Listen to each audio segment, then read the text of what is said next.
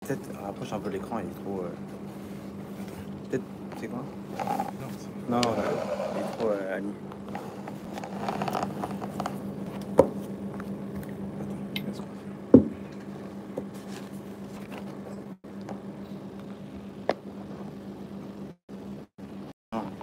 Non, il est. Non, il est très bien.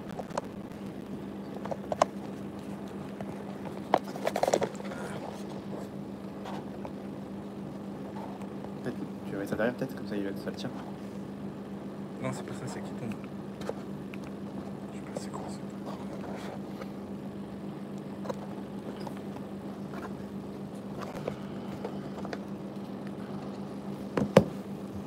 Pas derrière comme ça. C'est quoi? Ah, mets ça derrière pour le tenir. Comme ça.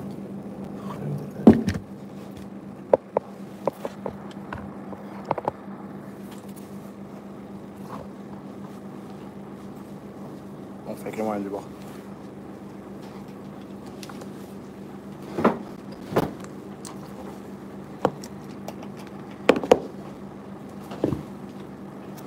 Bonsoir à tous. Comment allez-vous? Ok, donc avant de commencer le cours, j'aimerais dédier le cours, les Ilou Nishmat pour l'élévation de l'âme de Yosef Raïm Ben Messaouda, Bounik, Mishparat Bournik, dans Hachem chez Nishmato et Yetzroa Betzroa Chaim. Alors, je vous cache pas que j'aimerais bien, moi, après 120 ans, être associé à un cours comme ça. Les Ilou Nishmat, un cours comme ça, la vérité, ça vaut le coup. C'est un peu fort comme cours, surtout dans cette génération. Mais vous allez voir que, en fait, il y a de l'espoir, et surtout quand on voit combien le salaire il est immensément grand, alors ça donne des forces. Donc, tout le monde est concerné par ça. Malheureusement, il y en a, là, nous, ils sont dans des histoires terribles. Le titre du cours, c'est les commandos d'Hachem. On voit qu'en fait, il y a des choses, il y a des mitzvot pour lesquelles personne n'arrive à s'en sortir. Ceux qui arrivent, ils sont considérés par Hachem comme des commandos d'élite qui arrivent à faire ce que personne ne peut faire. Ce qu'un soldat normal, il n'arrive pas à faire, eux, ils arrivent à le faire et à trouver grâce aux yeux d'Hachem. Et donc, on les appelle les Giborei Kohar, comme ça la Gemara dit dans Kiddushin. Giborei Kohar, c'est qui? Rabbi Tzadok, il dit ceux qui ils arrivent devant une avéra d'adultère, okay, de Shmirat Abrit, et ils arrivent à relever le défi. Ça, aux yeux d'Hachem, on appelle ça des héros. Des Giborei Kohar, c'est des commandos. Et Hachem, il n'y a rien de plus grand pour lui de quelqu'un qui arrive à prendre son Yetzirah à ce niveau-là, au niveau de ces avérotes-là, d'adultère, de Shmirat Abrit, etc. Et chez les femmes de Tsiniout, ok, donc tout ce qui est tentation, Tsiniout, etc. Si un homme, il arrive à prendre son Yetzirah et de le renverser, il n'y a rien de plus grand aux yeux d'Hachem. Il n'y a rien de plus grand qui va réjouir Hachem que ces mitzvot-là. Et tout le monde est concerné, que ce soit au niveau de la vue, au niveau des pensées, au niveau... il y a des gens qui trompent leurs femmes, des histoires, on entend Hachem Yerachem, des trucs très graves, etc. Aujourd'hui, c'est une génération, il faut comprendre. Un jour, le Baal Shem Tov, il a monté sa Neshama. Il a monté sa Neshama, et là-bas, il a vu des anges courir. Qui couraient. Il a dit, qu'est-ce qui se passe? Il y a un engouement comme ça, il a commencé à suivre. Et il voit là-bas un chaudron, brûlant comme ça, de l'eau qui brûlait, et des Neshamot qui sortaient et qui poussaient des cris horribles. Et il voit là-bas les anges rentrer, prendre les Neshamot et les sortir. Alors le Baal Shem Tov, il pose la question à un ange, il dit, c'est qui ces Neshamot là qui souffrent? Il lui a dit l'ange, c'est les Neshamot de la génération du déluge, du Dor HaMaboul. Maintenant, on a reçu l'ordre de les sortir. Alors jusqu'à maintenant, elle paye. De les sortir et de les renvoyer sur terre, parce que c'est la dernière génération avant l'avenue du Mashiach. Là-bas, c'est quoi? La Avera qui a causé le déluge. Là-bas, il y a marqué comme ça, à cause de deux Averot. Znout, donc c'est toutes les Averot d'adultère, Shmirat Abrit, les filles, etc., Tsiniout, et le Gezel, et le vol. Et comme ça, la Rashi nous dit comme ça, qui quête Kol Basar Balefanaï, sur ce pasouk-là, Rashi dit, la fin du monde elle est venue devant moi, comme ça il dit Hachem. Sur ce pasouk, Rashi dit, Gezel ve'arayot, ces deux avérotes-là, à cause de ces deux avérotes-là, ba Andrela Moussia la Olam. Andrela Moussia la Olam, c'est quoi? C'est la mort. C'est-à-dire tout ce qu'il y a aujourd'hui de choses graves, des attentats, des machins, le corona, tous ces trucs-là, il faut comprendre, c'est ces deux avérotes-là qui sont la principale cause, qui sont les principales causes de tout ce qui se passe aujourd'hui, tout ce qu'on entend, etc. Il faut comprendre que c'est par rapport à ça. Bon, donc c'est un peu dur, ok, c'est un cours qui est rude, mais je vais dire pourquoi je vais tenter le coup. Aujourd'hui, hier, on a commencé Barech Aleinu. On dit Mashiva Ruach ou Morida Geshem. C'est quoi l'allusion qu'il y a dans cette phrase? Cette phrase, on dit Mashiva Ruach, qu'Hachem il ramène le Ruach, c'est le Ruchani, le spirituel, et qu'il est Morid, le Geshem, la Gashmiyut, qui descend la matérialité. C'est-à-dire que c'est un temps où la spiritualité elle a plus de force que la matérialité. Donc, c'est maintenant qu'il faut attaquer. En été, c'est un peu plus dur. Là-bas, on va dire que c'est la plage et compagnie, donc c'est un peu plus dur. Mais là, maintenant, on tombe en hiver et ça devient... La matérialité, elle tombe... elle perd un peu de grade. Ok, donc... D'un autre côté, cette année, c'est l'année de Shemitah. L'année de Shemitah, c'est le Shabbat des 7 années. Ça veut dire quoi? De la même manière que Shabbat, c'est la bracha de toute la semaine, qui imekor aberacha, on dit, ok? C'est la source de la bracha de toute la semaine. C'est-à-dire, tu veux voir comment ta semaine elle va se passer? Regarde ton Shabbat, ok? De la même manière, les 6 prochaines années, elles vont se dérouler par rapport à l'année de Shemitah, cette année dans laquelle on se trouve maintenant. C'est elle qui va tout définir pour les 6 prochaines années. Donc, c'est-à-dire que tout ce qu'on fait maintenant, c'est décuplé fois 7, en fait. Vous comprenez? Donc, c'est une année qui est hyper grande, hyper grande. Donc, chaque effort qu'on va faire, et on va voir, faut pas devenir Baba Salé dans ce truc-là, il faut juste faire un effort. On va expliquer d'abord, et quand on comprend le principe, à ce moment-là, c'est plus facile de travailler. Mais en fait, il suffit juste de faire un effort. Et cet effort-là, il est exponentiel sur les 6 prochaines années, en fait. Parce que c'est lui qui amène la bracha pour la suite. Donc, c'est pour ça que c'est un etratson pour pouvoir essayer d'en parler. Pour pouvoir essayer de régler le problème Bezrat Hashem. Ok.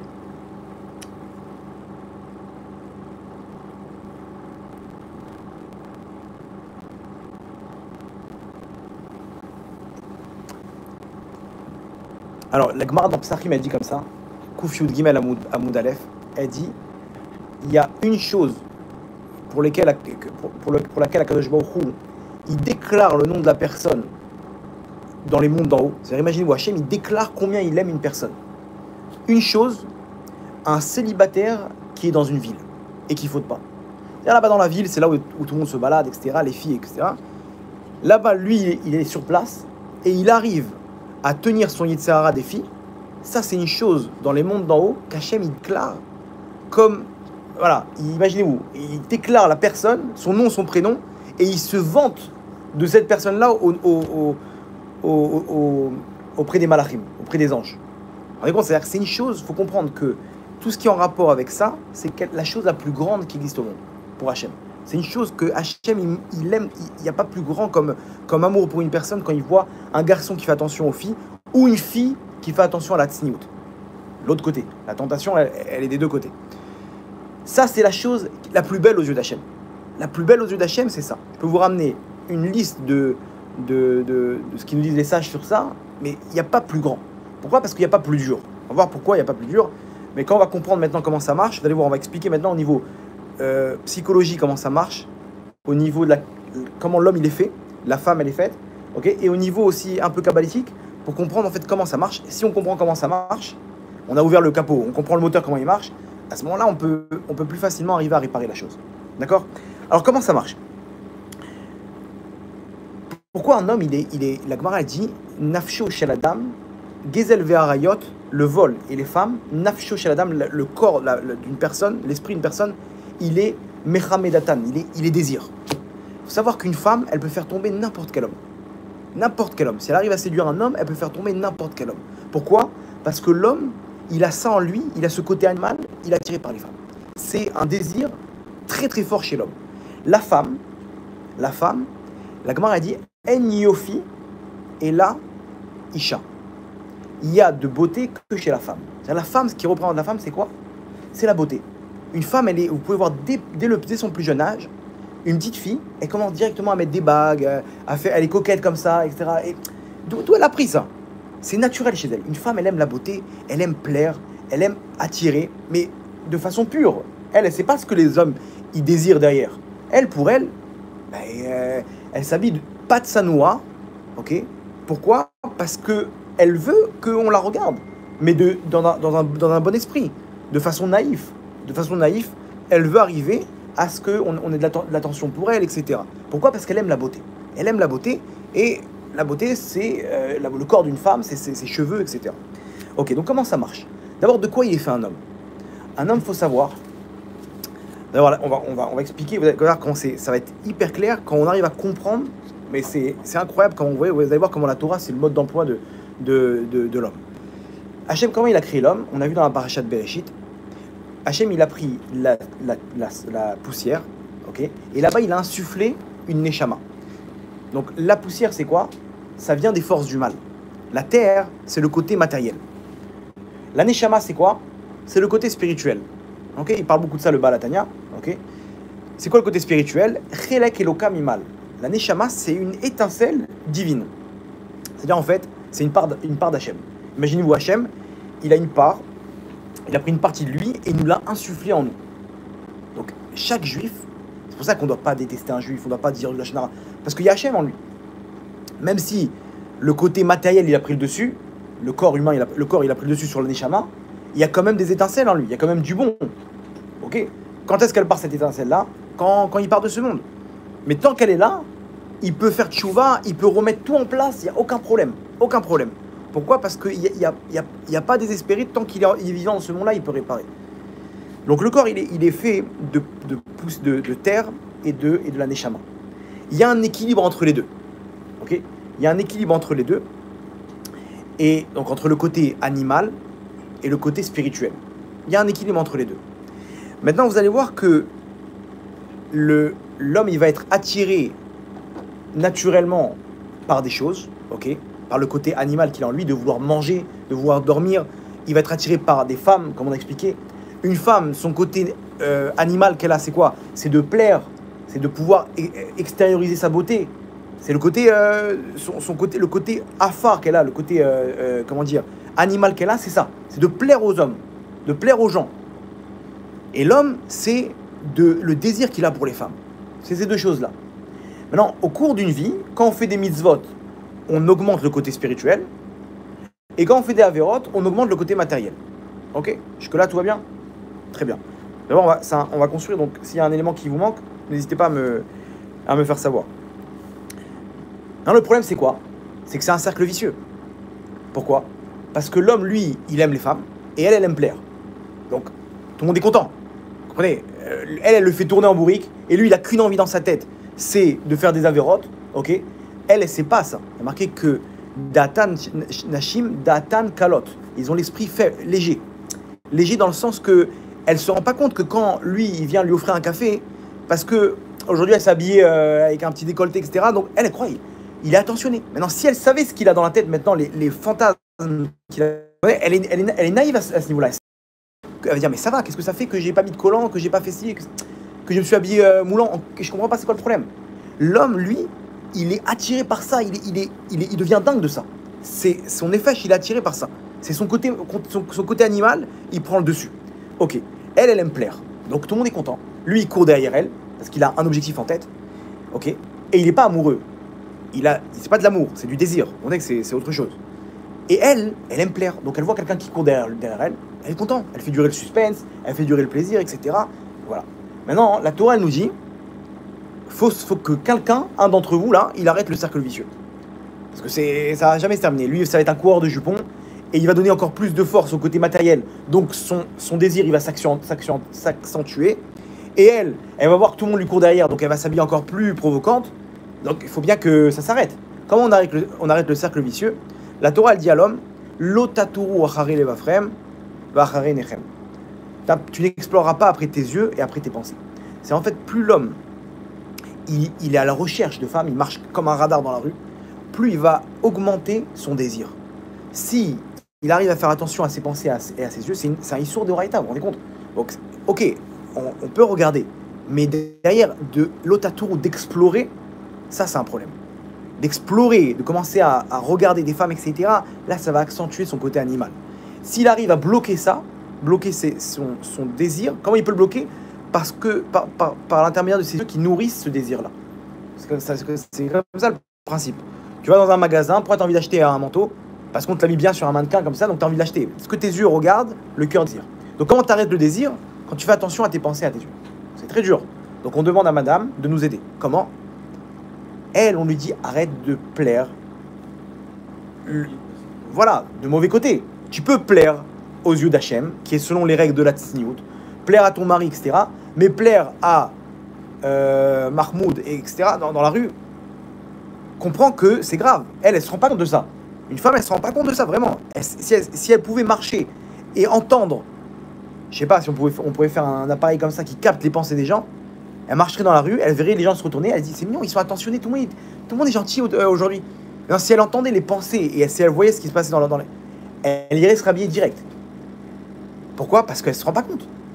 Donc elle, on lui demande, on lui dit, stop le cercle vicieux, comment? En cachant cette beauté-là, selon les règles qu'Hachem il a fixées. On l'a pas dit d'être moche, de pas plaire. Elle peut plaire, elle peut s'habiller classe, elle peut se maquiller, etc. Il y a des règles. Mais la différence, c'est combien elle va attirer l'attention. Dès qu'elle attire l'attention, l'homme, vous vous rappelez dans les dessins animés, là, il y avait un loup-garou, il tirait la langue comme ça. Comment ça s'appelait ce... Ouais, dans les... Le mec, dès qu'il voit une fille, pourquoi? Parce que c'est comme ça un homme. Sauf que là, ils l'ont fait en grossier. Maintenant, elle, on lui dit quoi? On lui dit, sache un truc, que l'homme, c'est un radar. Si tu attires son attention, il va commencer à rentrer dans des pensées. Ok? Donc on lui dit quoi? On lui dit, soit tsanoua. Soit, c'est quoi tsanoua? La tsniout, c'est pas la... c'est d'être discret. Si on peut interpréter, qu'on peut définir, c'est la discrétion. Ça veut dire quoi? C'est-à-dire même de chanter devant des hommes, c'est un problème. Pourquoi? Parce que ça plaît aux hommes. Les hommes, ils vont commencer à avoir des pensées. De s'habiller, on peut s'habiller tsanoua, mais s'il y a des couleurs qui attirent l'attention, dans la rue, on se retourne. Donc, il y a des halachot aussi dans les couleurs. Et bon, elle va dire, attends 2 secondes, attends, je mets pas les collants, quel est le problème? Pourquoi un homme, il va me sauter dessus parce que j'ai pas mis de collants? Ça va, je suis tsanoua. J'ai mis un habit moulant, je suis recouverte, non? Pourquoi un homme, il va... Alors, il faut comprendre. Maintenant, une deuxième chose. La psychologie de l'homme et la psychologie de la femme. Regardez comment c'est incroyable. L'homme, par quoi il est dirigé? L'homme, il est dirigé par son cerveau. L'homme, vous regardez bien, il est dirigé par son cerveau, c'est un joueur d'échecs. Toute sa vie, il voit les étapes d'après. Okay, si je fais ça, il y aura ça, et il y aura ci, et il est tout le temps vers le futur. Il ne peut pas rester sur l'instant T. Il bouge, tout le temps, il va de l'avant. Une femme, elle est dirigée principalement par le cœur. Elle, c'est les sentiments. Elle, c'est pas cartésien, c'est les sentiments, ça veut dire quoi? Ça veut dire qu'une fois, elle va être de mauvaise humeur, une fois, elle va être de bonne humeur. Une fois, elle va être comme ça, une fois comme ci, une fois, elle va être bien. Tout le temps, elle change. C'est des journées à thème. Pourquoi? Parce qu'elle est dirigée par son cœur. Regardez là, comment on peut voir ça? Si d'un coup, il y a un cafard qui entre. Vous êtes au resto avec votre femme, ok? Il y a un cafard qui rentre en plein milieu. La femme, là, il est montée sur la table. Et lui, là, calme-toi, tout va bien. C'est quoi le problème? Elle, dans son cœur, elle voit quoi? Elle voit la chose répugnante. Donc, la hister, elle est montée sur la table, ok? L'homme, il voit quoi? Il voit son cerveau. Bon, ok, ça m'a surpris, mais c'est un cafard, quoi. Tu l'écrases, il n'y a plus rien. C'est pas la petite bête qui va manger la grosse bête. Pour lui, c'est logique. Elle, cette logique-là, elle est secondaire. D'abord, il y a la chose répugnante qui prend le dessus. Ok. Un homme, quand il regarde une femme, l'homme, il a donc son cerveau, il est ce qu'on appelle associatif. Une idée, elle entraîne une autre idée, etc. Vous pouvez parler avec un mec, lui parler comme ça d'un coup d'un fleuve. D'un coup, il va te dire, ah, au fait, Motzei Shabbat, c'est moi qui monte samedi soir, c'est moi qui monte Khazan. Quel rapport? Vous connaissez ça? D'un coup, il y a un mec qui sort un sujet aucun rapport. Tu lui racontes, tu lui dis, mais comment t'es arrivé là? Mais non, je t'explique, t'as parlé d'un fleuve, je sais pas pourquoi j'ai une image d'un ours qui attrape un saumon. Ok, donc j'ai pensé au saumon, en fait, de la Seuda Shlichit qu'on mange le Shabbat. Et donc, Seuda Shlichit, j'ai pensé après à Arvis juste après. Et donc, j'ai pensé que c'était moi le Khazan. Alors, en une fraction de seconde, il a une image, elle a entraîné une autre image. Donc, madame, elle va dire, attends une seconde. En quel rapport maintenant si je mets pas de collant? Mes mollets, il va me sauter dessus. Non, alors on t'explique. L'homme, lui, il est dirigé vers ça. Donc lui, ses pensées, c'est quoi? Il va voir un mollet, ça va lui rappeler quelle image? ben, une image qu'il a vue dans un film de ce qu'il y a au-dessus du mollet. Ou sur un site internet, où il a vu là-bas une femme qui était pas du tout habillée, etc. Et ainsi de suite. Donc en fait, quand Hachem il te dit de telle et telle règle de Tsniout, c'est pas parce qu'elle ne comprend pas, ou que nous-mêmes on comprend pas, on dit mais ça va, c'est en quoi le fait que je mets du rouge, ça pose un problème. Hachem il connaît l'homme, comment il fonctionne. Il sait très bien. Et un homme il peut dire et avouer que c'est vrai. Les femmes c'est un grand problème. Et une femme pareille, elle peut se dire je peux pas, j'arrive pas à me couvrir la tête, c'est très dur. J'ai besoin de plaire, j'ai besoin de lever un peu les manches, Et regardez aujourd'hui ce qui se passe dans la rue. Les filles, elles ont même pas un kazaït d'habits sur elles, même pas 30 grammes. Il y a plus rien. Là, plus on va, plus on arrive dans une génération où... Pourquoi ? Parce que le monde, il arrive à un niveau où on va encore plus plaire. On va plus...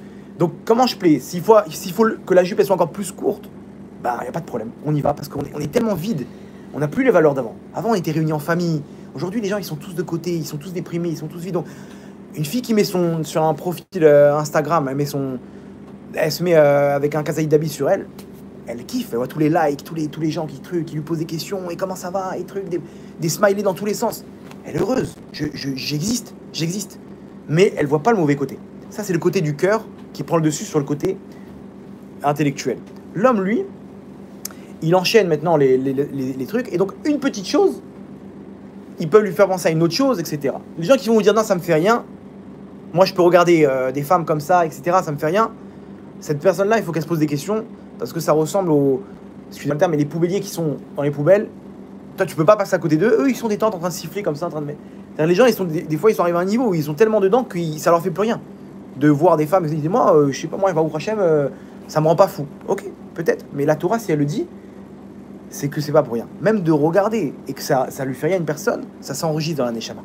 Ça s'enregistre dans la Neshama. Vous savez qu'aujourd'hui, la police, des fois pour avoir des informations, quand on a des témoins, elle utilise l'hypnose.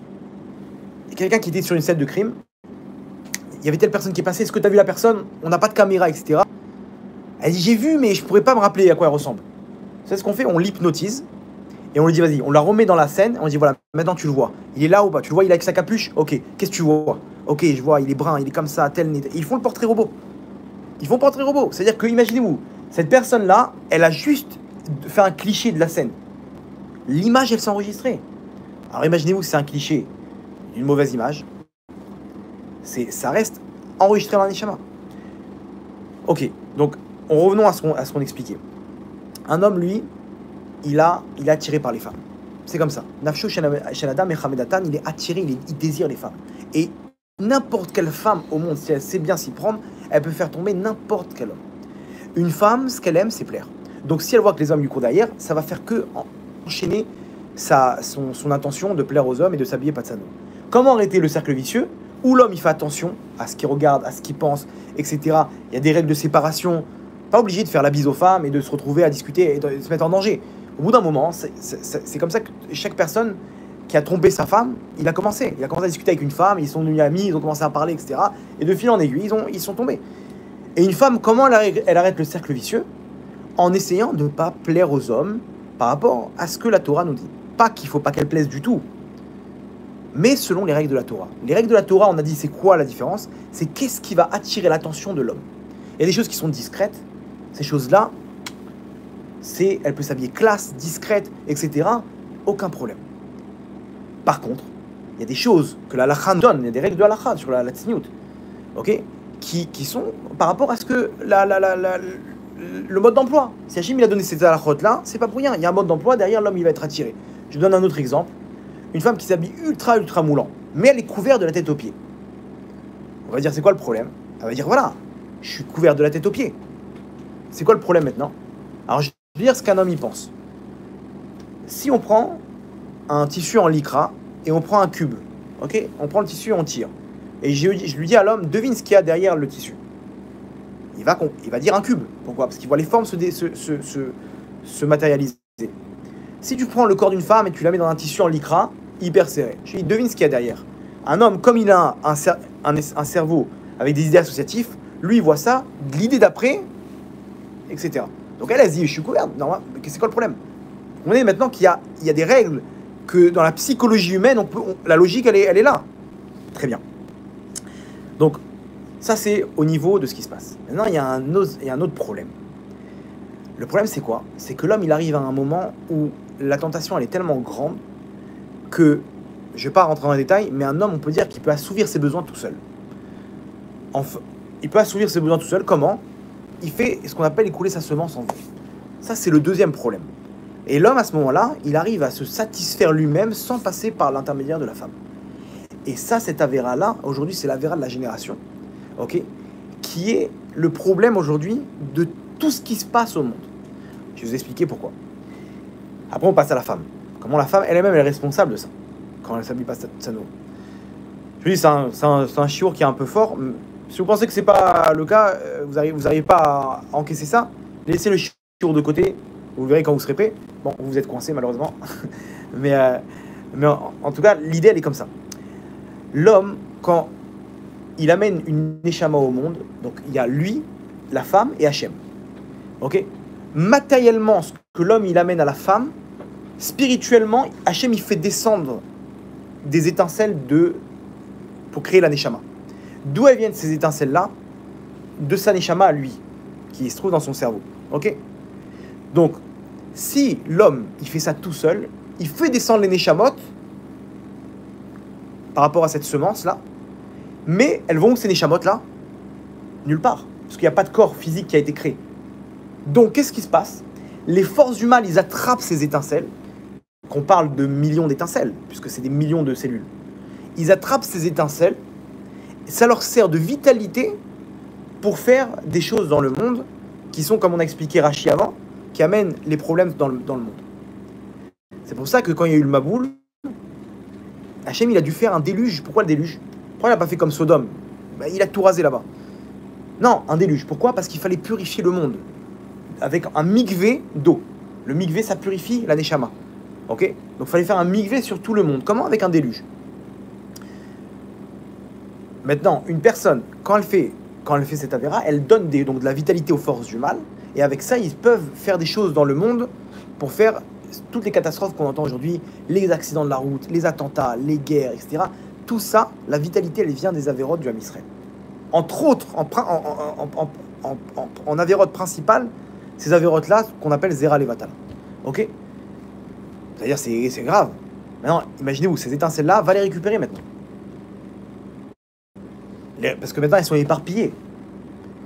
Maintenant, si un homme, Lo Alenu, il est parti avec une Goya, elles sont éparpillées dans les Kochot Atouma. Ce qui représente, c'est ce peuple. S'il est parti, il a trompé sa femme, ou il est parti avec une femme avant le mariage, il part pareil, le mec, il dilapide sa neshama à travers plusieurs choses. Et après, c'est les problèmes de Shalom Bayit qu'il y a dans les couples, c'est quoi? C'est que lui, il a perdu la moitié de sa neshama. Donc quand il retrouve l'autre moitié de sa neshama, et l'autre aussi, ça fait... Donc, ils n'arrivent pas à s'entendre. Ils ne sont pas sur la même longueur d'onde. Principalement, les problèmes de Shalom Bayit qu'il y a aujourd'hui, c'est à cause des avérotes qui sont faits avant le mariage. C'est tout. On va expliquer comment récupérer ces étincelles. Je vous rassure, c'est la Torah, Baruch Hashem. Elle a donné quelque chose de spécial pour pouvoir récupérer ça. Ne vous inquiétez pas. La femme, de son côté, vous êtes d'accord avec moi que si elle provoque l'homme et que l'homme, derrière, il a des mauvaises pensées, c'est en partie à cause d'elle. Donc elle, toutes ces neshamot qui partent, elle-même, elle est reliée à ces millions d'anges, de mauvais anges qui vont faire du mal. Elle-même les a créés indirectement. Ok, donc elle va se dire, qu'est-ce que j'ai fait de mal? Je ne me suis pas habillé comme il faut, j'ai pas fait de crime. Après 100 ans, elle va voir des millions d'anges comme ça venir lui dire, demander des comptes à cette femme-là. Bien, mais qu'est-ce qui t'arrive? Il y a une vidéo comme ça incroyable, ça s'appelle le saut de la vérité. Vous avez vu ça? Un mec qui est mort cliniquement. Je crois qu'ils ont traduit la vidéo Torah Box. Il est mort cliniquement et il raconte combien. Bon, il n'était pas du tout dans ça, dans la Torah et tout. Et il raconte, il a vu ces millions d'anges venir et lui dire, et l'appeler papa. Tu vas nous rendre, tu nous as créé, tu vas nous aider à sortir de là, etc. Il se fait massacrer là-bas il pleure. Il raconte la vidéo, il pleure. Il dit c'est terrible. C'est terrible, j'ai vu le Malach Hamavet, l'ange de la mort, etc. Des anges avec des yeux partout, c'est tout ce que j'ai, toutes les avérotes que j'ai fait, tout ce que j'ai créé. Une femme pareille, ce qu'elle crée malheureusement elle-même dans le monde. Alors imaginez-vous si elle met un profil où elle est pas tsnoua, etc. Imaginez-vous, les avérotes, comment dire, le compteur, il défile. Le compteur, il défile. Donc, il est clair que, comment dire, que la chose, elle est grave, mais Baruch Hashem, on va expliquer comment se défendre de ça. Comment arriver à dire Hachem, moi, j'ai pas réussi à m'en sortir, mais j'ai fait quelque chose qui va prouver à Hachem que, ok, t'as pas réussi, mais moi, je te protège de ça. Je te protège de ça, de tout ce qui peut arriver derrière, parce qu'il y a eu l'effort qu'on va expliquer comment s'y prendre en première étape. Tikkun HaKalim, on va expliquer dans quel cas le Tikkun HaKalim. Entre parenthèses, Amen. Aujourd'hui, sur Internet, c'est le lieu du Yetzer Hara là-bas. Là-bas, c'est des millions de sites, lo allez-nous, qu'un papa, il doit faire en sorte qu'il met un filtre chez lui. Moi, je vois des enfants, je les vois, des jeunes de 10 ans, 10-12 ans, je peux vous dire avec certitude quand est-ce que ce jeune-là, il commence à avoir des trucs pas bien. Il commence à faire des avérotes. Toute la pureté de sa neshama, elle s'en va. Elle s'en va, vous avez compris, parce qu'en fait, il éparpille sa neshama. Il éparpille sa neshama, et donc il n'y a plus rien. D'un coup, son visage, il change. Il y a le visage en hébreu, c'est panim. Panim, c'est quoi? C'est aussi l'intériorité. Pnim. Si son intériorité, elle s'échappe, donc son visage, il change. Est-ce que c'est de sa faute? Ouais, il a fait des avérotes avec des films et trucs. C'est Internet. Et puis il n'est pas habitué, il remonte dessus, il commence à. Tu vois, il n'est pas dans la rue. C'est pour ça qu'il faut l'aider. C'est pour ça que ses parents, il faut qu'ils mettent un filtre avec un code pour éviter de tomber par hasard sur des mauvais films ou des mauvais sites. Ça, c'est primordial. C'est le béaba qu'un homme, il donne à ses enfants la possibilité de se protéger de ça. Le pauvre, il est naïf, il arrive dessus, il tombe dans des trucs, il est choqué. Attention, on n'est pas en train de juger. C'est pour ça que le salaire, il est immense. Parce que pour un homme et pour une femme, c'est hyper dur. Hyper dur. Et pourquoi? Vous allez comprendre maintenant. Parce que plus il y a des avérotes qui sont faits, plus le côté matériel, il prend le dessus sur le côté spirituel. Et l'homme, lui, en plus, il a vidé de son côté spirituel, puisqu'il a éparpillé ses étincelles de sa neshama. Donc, qu'est-ce qui se passe? Non seulement il a augmenté le côté matériel, mais il a diminué le côté spirituel. Donc, il est complètement esclave à ça. Il est complètement esclave à ces avérotes-là, il ne peut rien faire. C'est une prison. C'est une prison. Dans cette génération, elle est prisonnière de ça. Par rapport à ça, la femme elle-même, il faut qu'elle comprenne que... Alors, regardez maintenant du côté de la femme. La femme, en elle, elle a un trésor. C'est quoi ce trésor? Elle a... Il faut comprendre que quand nos sages ils nous disent que respecter sa femme, c'est amener la parnassa, ok, la bracha. Pourquoi? Parce que quand une femme, elle est épanouie à la maison, elle est bien, elle libère le trésor qu'elle a en elle. Bon, selon la Kabbalah, c'est la malchoute, c'est de elle que tout passe, etc. La femme, elle a un trésor en elle. Elle a ce qu'on appelle un shefa. Comment elle arrive à le dévoiler? Grâce à l'homme. L'homme, il a la clé. Il a la clé de ce trésor. Tu veux voir ta parnassa comment elle se trouve? Regarde ta femme comment elle est. Si sa femme elle est stressée, elle est pas bien, sa parnassa elle sera stressée. Il aura du mal à... Si sa femme elle est épanouie, sa parnassa elle sera épanouie. On a fait un cours sur ça, si vous voulez. Je crois que le cours c'est la parnassa vient de ta femme. On explique tout ça en détail. Donc, maintenant, une femme, elle a en elle des enfants de tzadikim, elle a la parnassa de l'homme, elle a tout ce qu'il faut à une famille pour réussir. Tout ça, c'est chez la femme. Quand la femme, elle montre, elle n'est pas de sa noix et elle se montre, quand une personne, elle la regarde et qu'elle a des mauvaises pensées, elle lui vole de sa bracha. Comme ça, le Rekanati sur la Torah, Rekanati c'était un commentateur, un Mekoubal, un grand Mekoubal, lui disait, par rapport à la paracha de cette semaine, il disait que la destruction du premier temple et du deuxième temple, c'est quoi la cause première? C'est parce que Sarah Imenu, elle a été prise par Avimelech et par Pharaon. Tout le monde connaît l'histoire. Avram, il arrive, tout le monde commence à regarder Sarah, comme elle était belle. Elle s'est pas faite punir parce que tout le monde l'a regardée. Pourquoi? Parce qu'elle était de sa noix. Elle était discrète. Eux, c'est des fous furieux.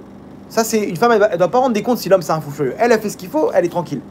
Maintenant, le problème, c'est que Paro, comme elle était belle, il a capturé dans son palais. Là-bas, Paro, il n'a pas réussi à la toucher, parce que l'ange, Gabriel, il a protégé Sarah. Par contre, il a eu des mauvaises pensées d'elle. Il y a marqué là-bas il y a un midrash qui dit qu'il a fait sculpter sa beauté, et là-bas, il avait des mauvaises pensées, etc. Donc, qu'est-ce qui s'est passé? Et Avimelech, pareil. Avimelech ne pouvait pas la toucher, elle a été protégée, Sarah. Par contre, au niveau des yeux et des pensées, il a pu profiter de sa beauté. À son niveau, même si ce n'était pas de sa faute, Sarah, hein, à son niveau, il y avait quand même un défaut qui fait qu'en fait, elle a perdu dans ses étincelles, elle a perdu l'abondance parfaite pour que le Beth Amikdash il puisse tenir à jamais. Et donc, le premier Beth Amikdash et le deuxième Beth Amikdash, ils ont été détruits de base parce que l'abondance qu'il y avait chez Sarah, elle a été volée par Paro et par Avimelech. Donc, imaginez-vous, si un homme, il sait, quand sa femme, elle se promène et qu'elle n'est pas de sa noix dans la rue, il sait ce qu'il perd. Le soir, il dit, il prendrait sa femme, il l'enfermerait dans la maison, je crois. Il la laisserait sortir peut-être 2 heures pour Kippour. Pourquoi? Parce que elle fait descendre tout le shefa. Elle fait perdre dès qu'on profite de sa beauté, on lui vole de son shefa. On lui vole de sa bracha, qui était prévue pour la famille. C'est pour ça que, regardez comment c'est grand. Quand nos sages nous disent qu'une femme tsanoua, si elle est tsanoua, elle mérite d'enfants sadikim. Pourquoi? Parce qu'elle a gardé toutes ses étincelles de son shefa. Donc maintenant, qu'est-ce qui va se passer? Elle va amener au monde ses étincelles. Elle va amener au monde ses étincelles qui est tzaddik. Donc c'est énorme. C'est énorme comment une femme qui est tsanoua, elle ne se rend pas compte de ce qu'elle amène, la bracha, etc. Je vais vous donner une liste de ce qu'une femme elle amène. Ok, donc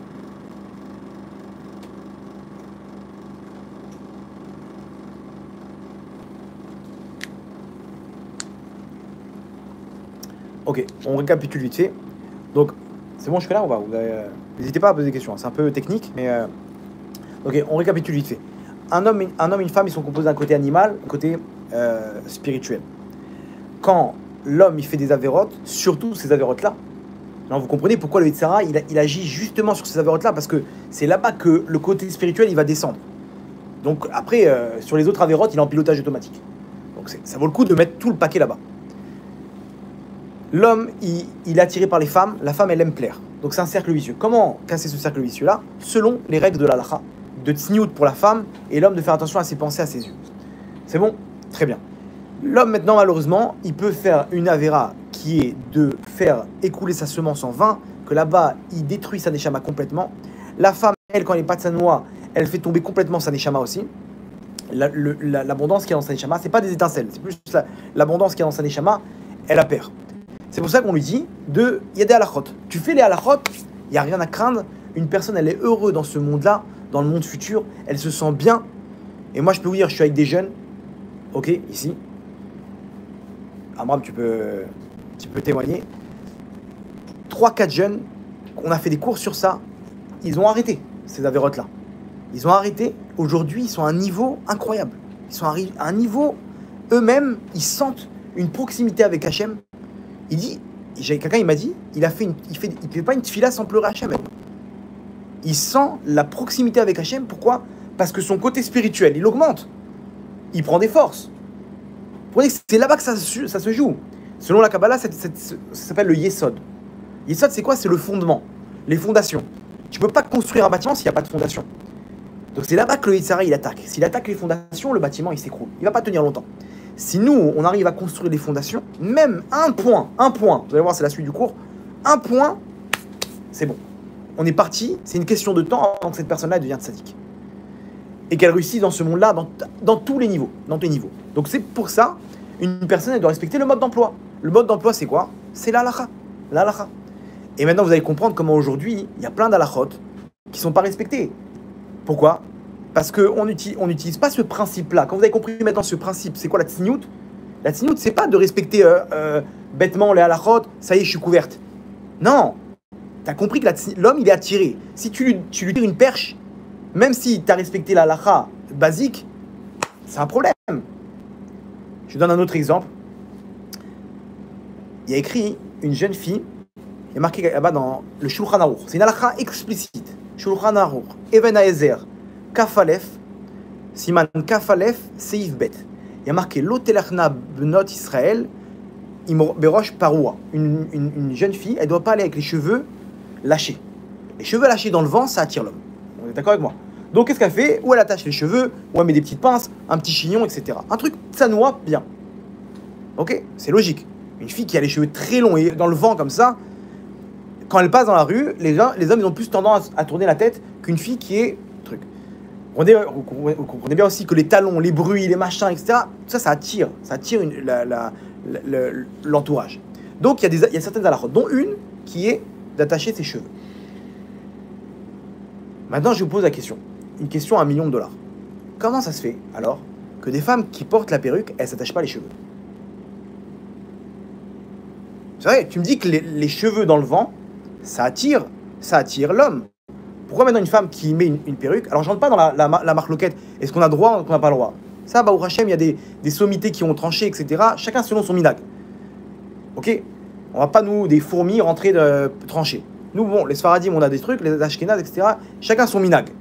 Maintenant, la question, elle est comme ça. La halakha, il n'y a pas de minag. La halakha, c'est pour tout le monde. Les femmes, elles doivent accrocher leurs cheveux de façon à ce que ça ne soit pas dans le vent. Pourquoi maintenant, quand une femme, elle a une perruque, les cheveux, ils sont pas attachés, ils sont dans le vent?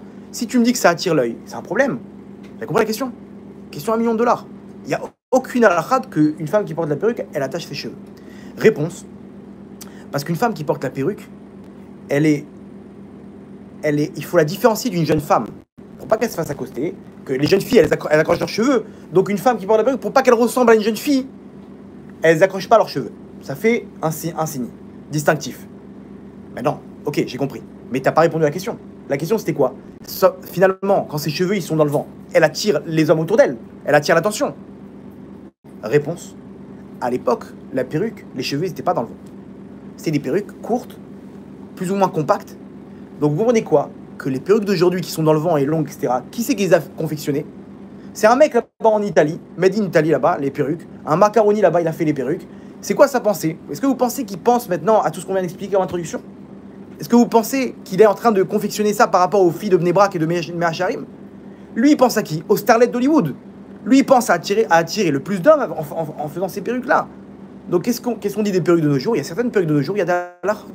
Quand on a compris cette introduction-là, on peut facilement classer chaque chose. Si ça, c'est de Tsanoua, ça, c'est pas de Tsanoua.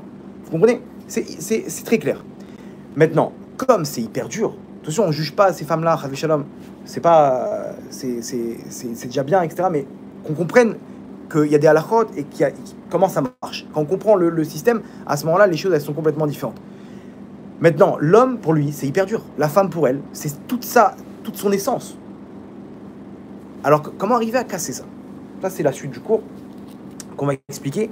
Comment on peut arriver maintenant à faire en sorte ok, moi, je suis loin du compte. Là. Si c'est ça, je suis loin du compte.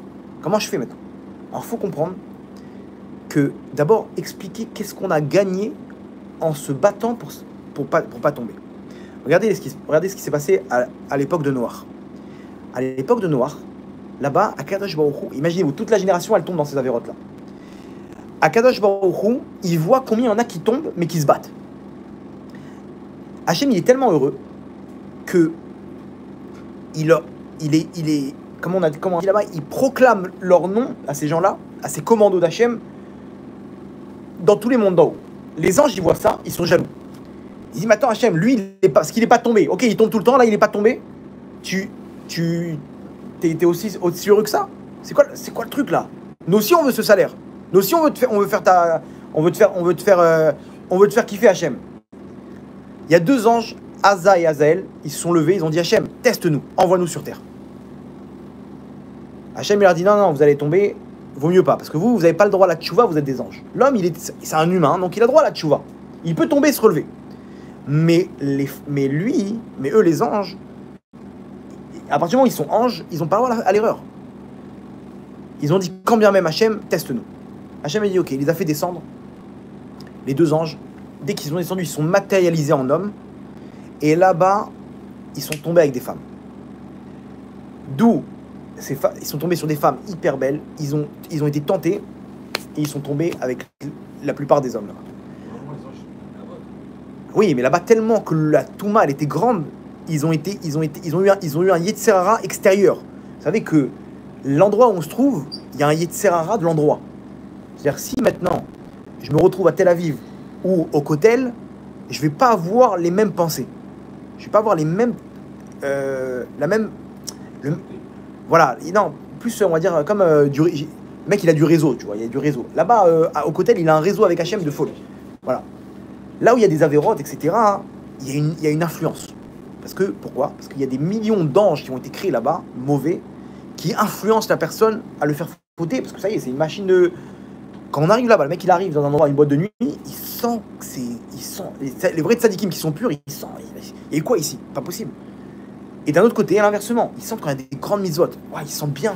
Ils sentent une sérénité incroyable.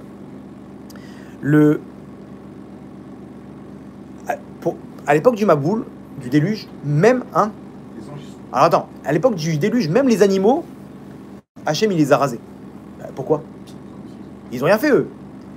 Il y a marqué que même eux ils fautaient. Pourquoi? Parce que l'homme il était tellement mauvais qu'il a influencé les animaux. Donc même les animaux ils fautaient à cause de la faute des hommes. Regardez bien, les animaux selon le pays c'est pas les mêmes. On peut voir ça en Israël. Un chat en France, tu vas jeter les poubelles, il y a un chat, tu tapes par terre, il n'y a plus personne. D'accord? En Israël, tu vas jeter les poubelles, tu tapes par terre sur le chat, ils viennent à 4-5 autour de toi, c'est des tigres. Pourquoi? Parce qu'en Israël ils sont chauds, donc les chats ils sont chauds, les chats c'est des tigres.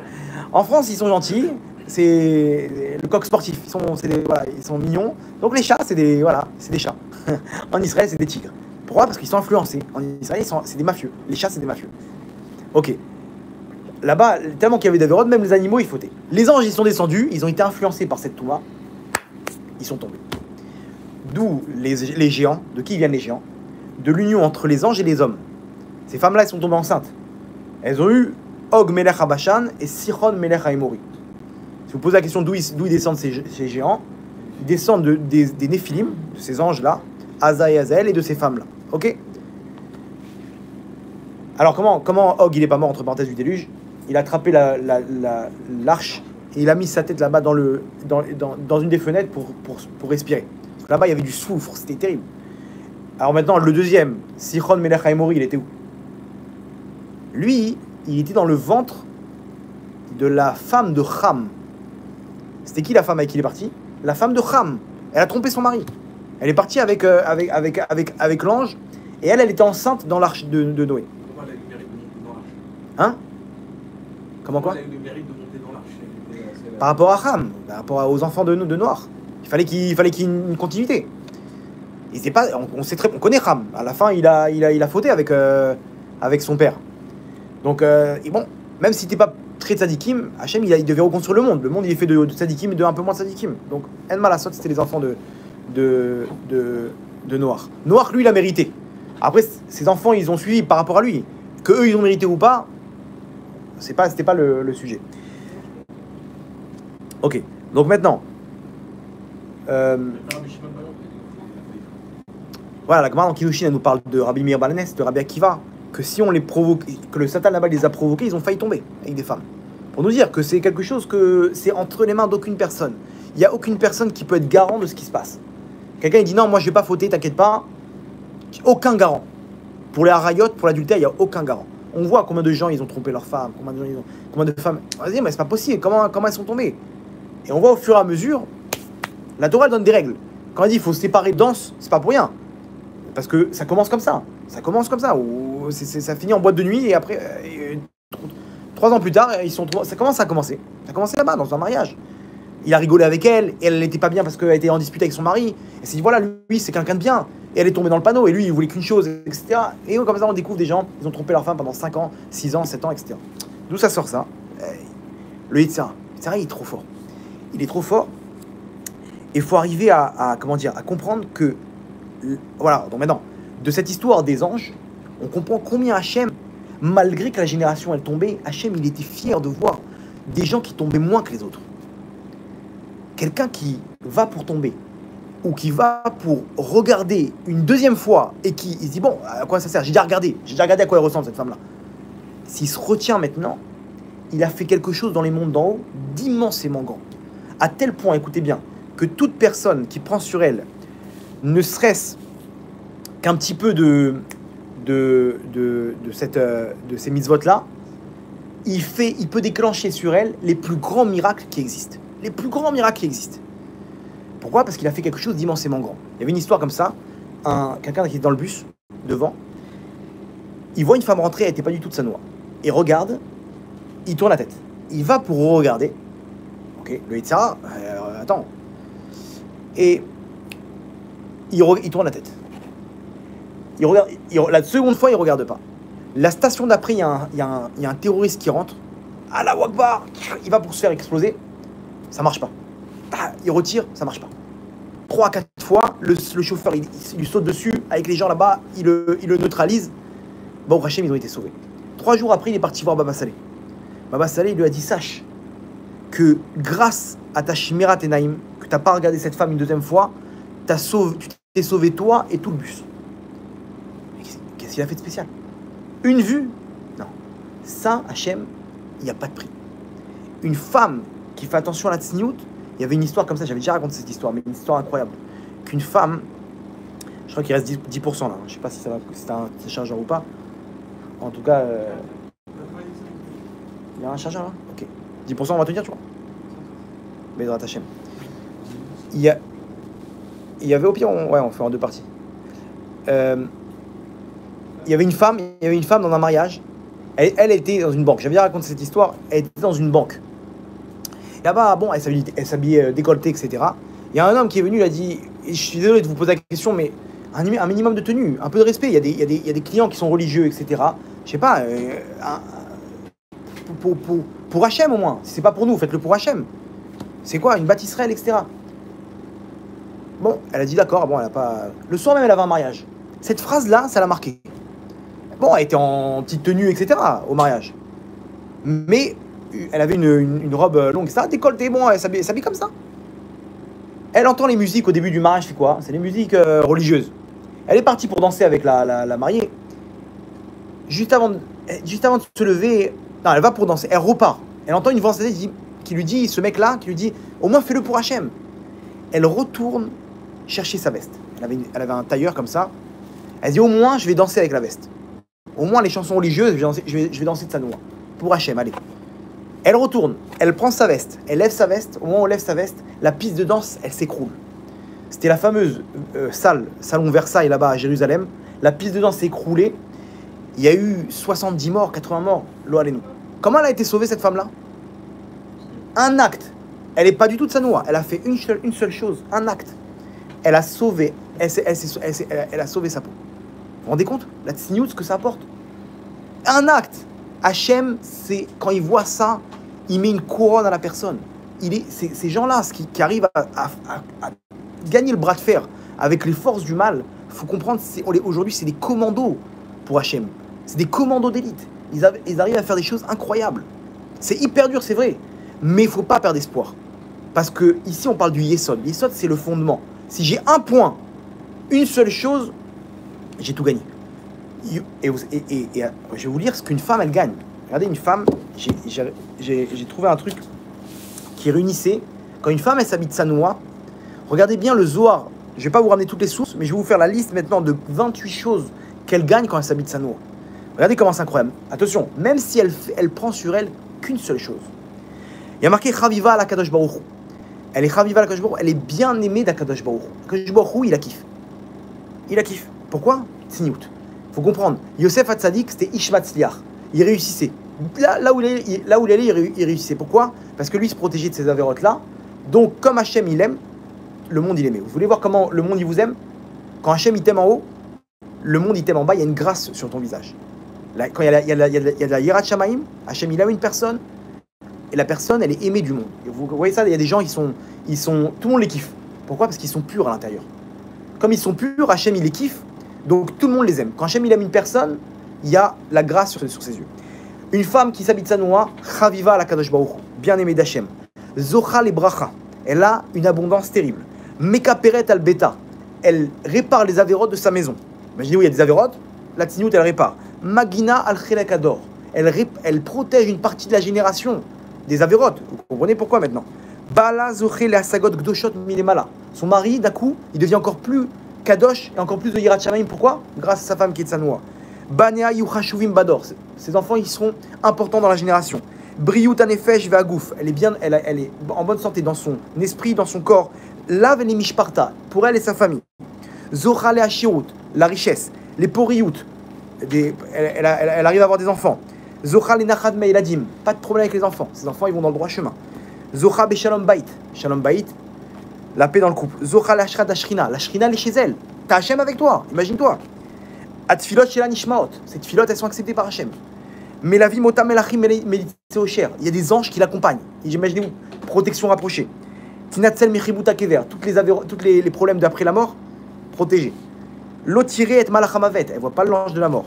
Lo ishletu begouf shela rimavetola, dans le kever, aucun verre, aucune limace, rien du tout. Son corps intact, et on la déterre telle qu'elle, 20 ans après, intacte. Zoché les simcha be mitzvot, d'un coup elle commence à faire des mitzvot, elle a une joie intense. Zocha lechen ishal bala, son mari il est fou amoureux d'elle. Elle a une grâce dans son visage. Zocha les zivug tzadik, si elle n'est pas mariée, son zivug c'est un tzadik. Atzniut shavé les talmud Torah, elle est équivalent à, comme si qu'elle étudie la Torah. Toutes les brachot de la Torah, la même chose. Atzniut tavlin kenegana yetzera, protégée du yetzerara. Taltria, elle revient très tametim grâce à la tzniut. Naasit keli kibul hashpat rochma, elle reçoit une intelligence spéciale. Zocha l'emuna shelema, emuna complète grâce à la tzniut. Yirat shamaim, la crainte du ciel. Srar keneged kulan, toutes les filles qui sont pas de Sanoa, elles prennent tout leur salaire qu'elles ont perdu. Et Zocha les karev et tageoula. Et en plus de ça, elle a le mérite de rapprocher la délivrance. Vous vous rendez compte? Donc c'est normal que même si elle fait un acte, et ça pareil pour l'homme, je vous ai pas fait la liste de l'homme maintenant, mais un homme, le Zohar, il ramène des trucs énormes. Donc un acte qu'une femme elle fait, ou qu'un homme il fait, il se rend pas compte qu'il est en train de mettre la première pierre du Yesod, du fondement de son bâtiment.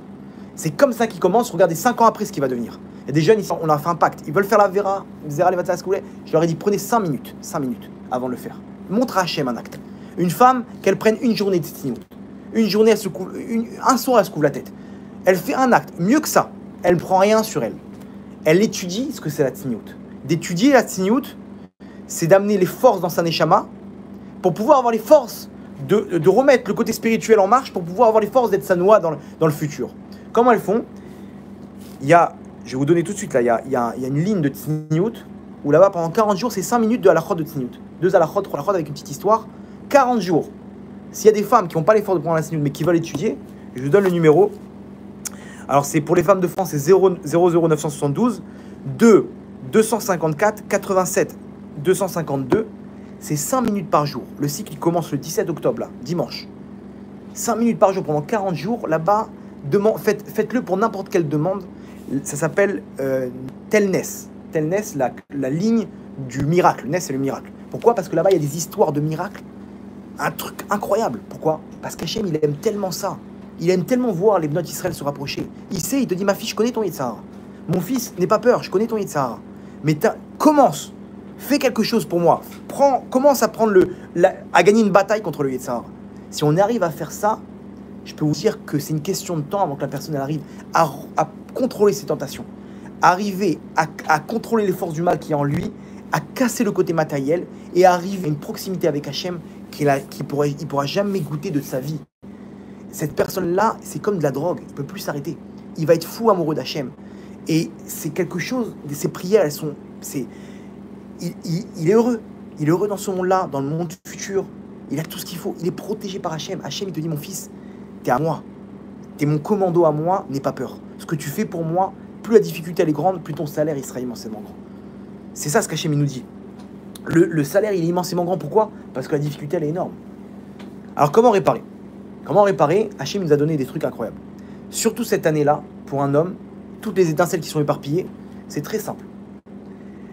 Si une personne elle n'a pas fait exprès, mikvé tikuna klali, terminé. Si une personne elle faisait ça exprès, le schéma avant de dormir, ça récupère des milliers d'étincelles. Donc, vaut mieux commencer dès maintenant à faire le schéma avant de dormir. Pourquoi? Parce qu'on récupère des milliers d'étincelles qui ont été éparpillées. S'il y a des milliards d'étincelles qui ont été éparpillées, donc c'est une question de quelques mois. Mais on est sur le chemin.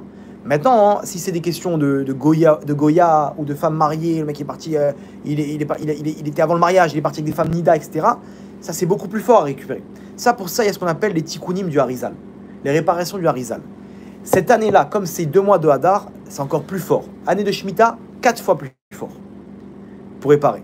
Celui qui veut réparer ça, on peut organiser des tikkunim du Harizal. Je vous explique le principe en une seconde, c'est hyper simple. Le Harizal, il a donné une recette pour chaque Avera, comment récupérer les étincelles. Nida, tel nombre de jeunes.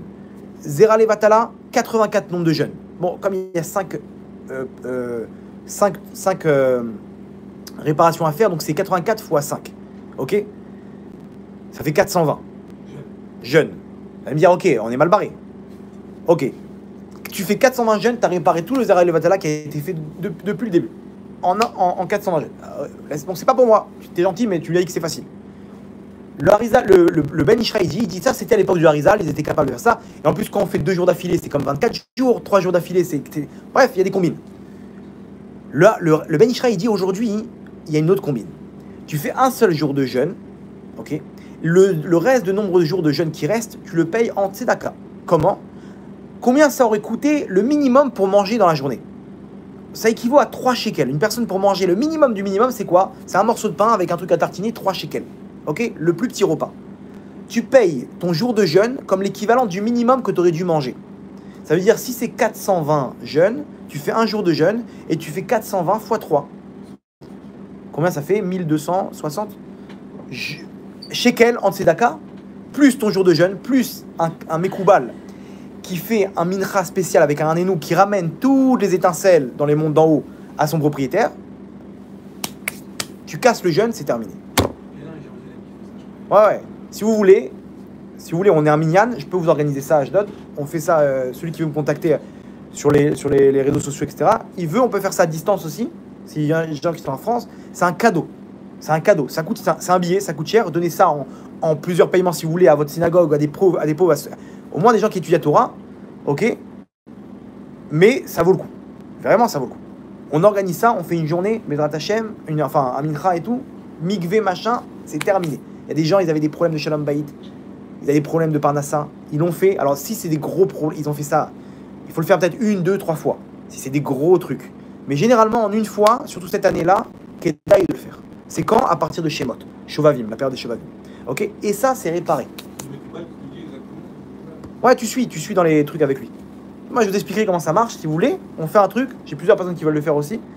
On organise un tikkun comme ça, hein, un Chazan Mekoubal, que je connais, ok. On le ramène, je vous explique comment ça marche, quoi faire, etc.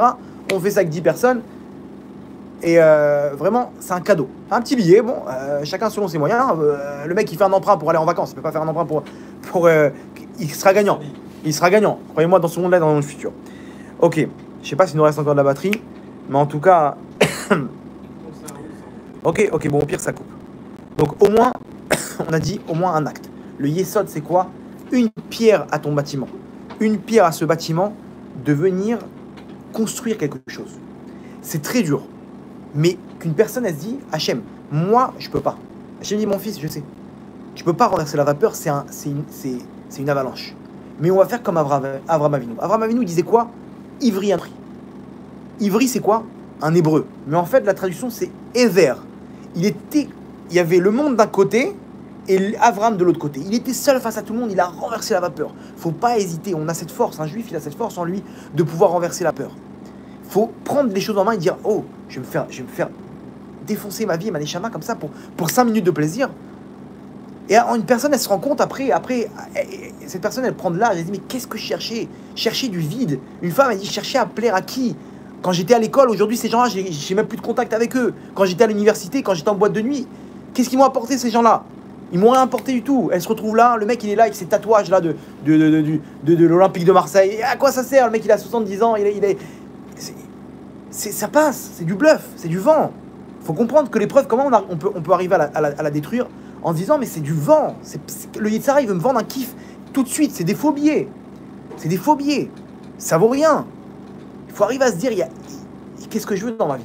Est-ce que tu veux plaire à Hachem ou tu veux plaire à ce monde-là? Est-ce que tu veux être belle aux yeux des gens ou aux yeux d'Hachem? C'est ça ce qu'il faut se dire. Quand une personne, elle regarde une femme et elle tourne sa tête, qu'il fasse une prière maintenant. Parce que Hachem, maintenant, il peut lui faire le plus grand des miracles. Hachem, il est là, il lui dit, mon fils, qu'est-ce que tu veux? Demande-moi ce que tu veux. Tellement que ça plaît aux yeux d'Hachem, cette histoire-là. Hachem, il est là, il a des miracles du matin. Je peux vous raconter, là-bas, dans la ligne téléphonique, là-bas, demandez à votre femme qu'elle vous raconte, si elle s'inscrit. Il y a Là-bas, la liste des histoires de femmes qui ont pris sur elles 40 jours, les délivrances qu'elles ont eues. Là, ma femme m'a raconté, une femme, elle n'arrivait pas à se marier, elle a pris sur les 40 jours, le 40e jour, on lui a présenté son mari. Ça fait des années qu'elle cherche. Je sais pas quel âge, elle, 40 jours, terminé. Pourquoi? Parce qu'elle n'a rien pris sur elle. Elle sait pas qu'elle a fait bouger les mondes d'en haut. Un homme, il veut se marier, il va avoir des enfants, prend un truc, il arrive à s'en sortir. Une seule chose, dans cette génération-là, le but, c'est pas d'être bavassé, c'est de limiter la casse, d'être le moins possible rachat. Si on y arrive, au lieu d'Hachem, c'est incroyable. On va finir avec une histoire. Il y avait un... Je sais pas, j'aurai le temps de la terminer. Mais dans Hachem, on tente le coup. Ouais, tranquille. Le Tzara, il aime pas ses cours, là. Ouais, Bézard Hachem. Bon. Oh, ils ont qu'à être sur place aussi.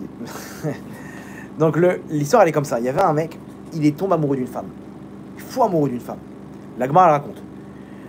Et il va la voir. Il sait qu'elle est mariée. Il essaie de la soudoyer. Il dit, je te donnerai ce que tu veux. Je ferai de toi une princesse. Mais tu te rends pas compte comment t'es belle, etc. Et elle lui dit, mais je suis marié. Qu'est-ce que tu veux? Laisse-moi tranquille.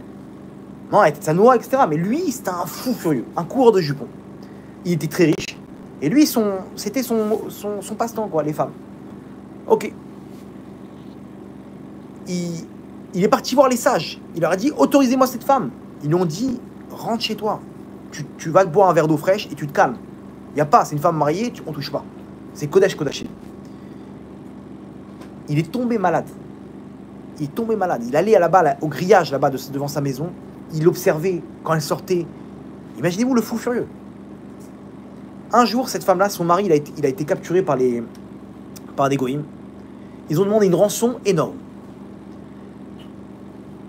Elle voit son mari souffrir, elle est partie visiter. Son mari dit, mais fais quelque chose pour moi, je t'en supplie, je souffre, tu te rends pas compte de ce qu'ils me font ici, etc.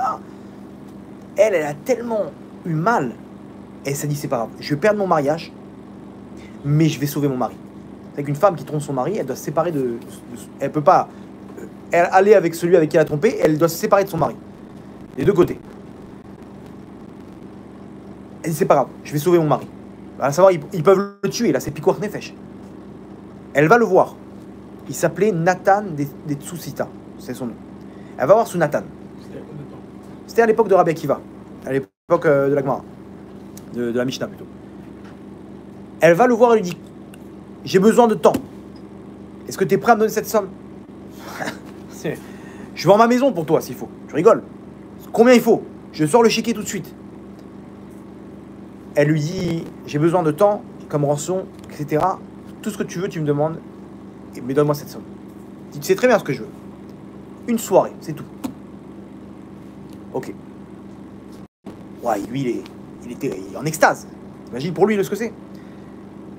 Il lui fait le chèque, enfin, il lui donne l'argent. Elle prend l'argent, elle va donner un envoyé pour qu'il aille libérer là-bas son mari. Maintenant, lui, il est là, peignoir, dans sa chambre. Vas-y. Baou Khaba.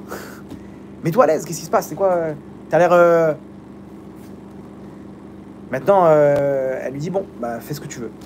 Il s'approche d'elle, elle lui dit juste, je veux juste te dire un mot.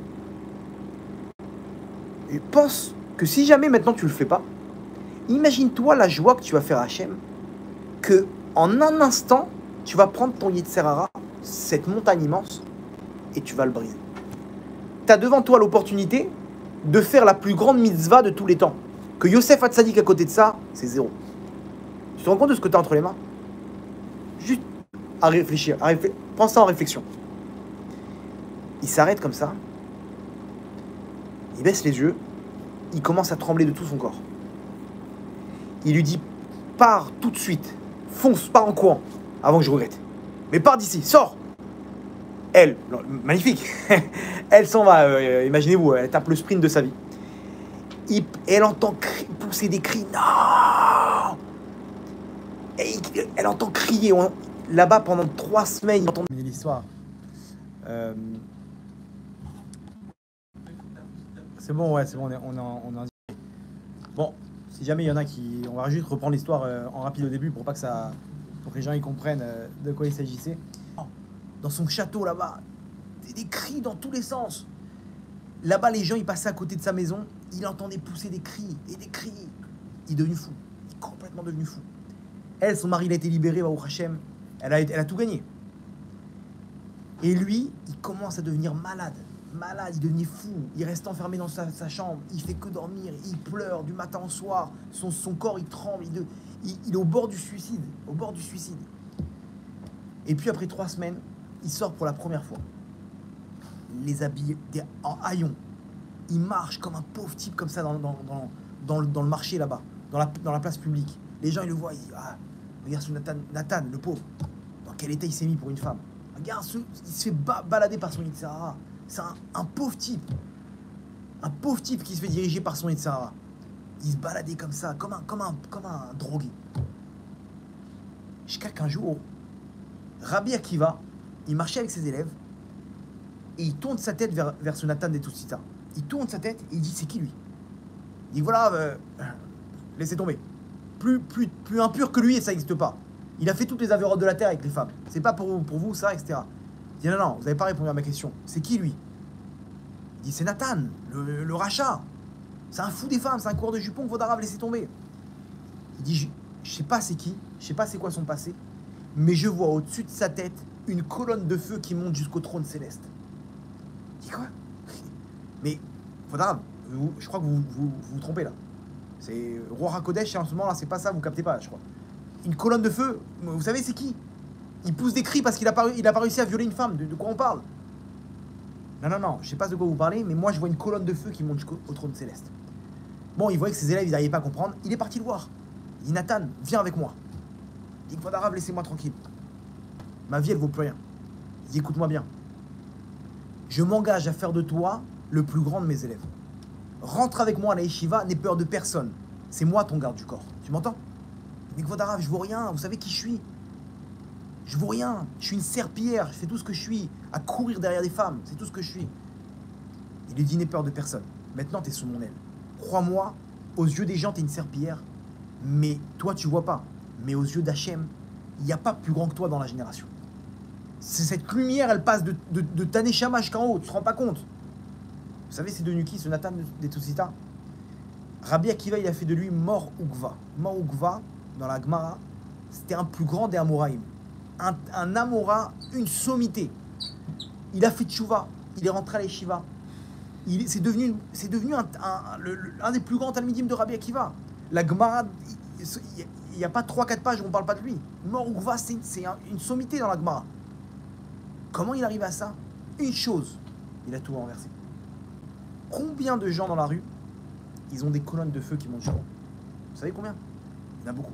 Pourquoi? Parce qu'on est tellement dans une génération terrible qu'il suffit d'un moment où le mec il va pour regarder une femme, il tourne la tête, ou une femme elle va pour plaire et elle se retient, elle va pour mettre un habit comme ça et elle met un autre habit, elle va pour s'habiller pas de sa noix, elle s'habille de sa noix, il va pour fauter avec une femme, il ne faute pas. Combien de gens ils allaient pour fauter, ils n'ont pas fauté? Ces gens-là ils se baladent dans la rue avec des colonnes de feu au-dessus de leur tête. Parce qu'Hachem il est fou amoureux d'eux. Yosef Hatzadik, combien de jeunes comme Yosef Hatzadik aujourd'hui? Yosef Hatzadik, c'était un des... Ah, on l'appelle le Tzadik. Il n'y a pas comme lui. Yosef Hatzadik, c'est Tzadik et Sodolam. Lui-même, il a repoussé la femme de Paro. Chaque jour, elle le provoquait, la femme de Potiphar, pardon. Elle le provoquait. Elle s'habillait, marquait 3 habits par jour, elle changeait. Matin, midi et soir. Et pas Rachel Imenu. Vous avez compris que c'était des habits provoquants. Et lui, il tournait la tête. Elle a mis un collier de ronces pour pas qu'il baisse les yeux. Et lui, sans arrêt, il faisait des prières. Il disait, Hachem, je te demande pardon que mes yeux fautent. Je te demande pardon que mes pensées elles fautent. Je veux pas tout ça, Hachem. Je veux être kadosh, je veux être tahor. Je veux être pur avec toi, Hachem. Et elle le bloquait comme ça pour qu'il la regarde. Et elle le provoquait. Elle était hyper belle, la femme de Potiphar. Jusqu'à quel point elle sortait plus de chez elle. Ses copines, elles lui ont dit, mais t'es où? On te voit plus. Si vous savez quel serviteur j'ai à la maison. Il m'a arrêté bêtises. Quoi? Il est tombé sur qui? Il a dit, venez. Là-bas, le Midrash, il ramène que elle leur a fait éplucher des pommes de terre. Et elle a dit, Yosef, viens. Yosef, il rentre dans la pièce. Elles ont commencé à pousser des cris, tellement qu'elles ne pouvaient pas enlever leurs yeux de Yosef. Elles ont commencé à s'éplucher les doigts, leur peau, de sang. Ah, c'est ça qui les a réveillées. Elles étaient hypnotisées par la beauté de Yosef, tellement qu'il était beau. Ça, c'était Yosef Hatzadik. Il a marqué là-bas les femmes, quand ils passaient dans la rue, elles montaient sur les murailles, sur les murs pour pouvoir regarder sa beauté. C'était une star de cinéma, Youssef. Mais dans la doucha. Et un jour, elle a attrapé par son habit. Elle a dit maintenant stop. Il n'y avait personne dans la maison.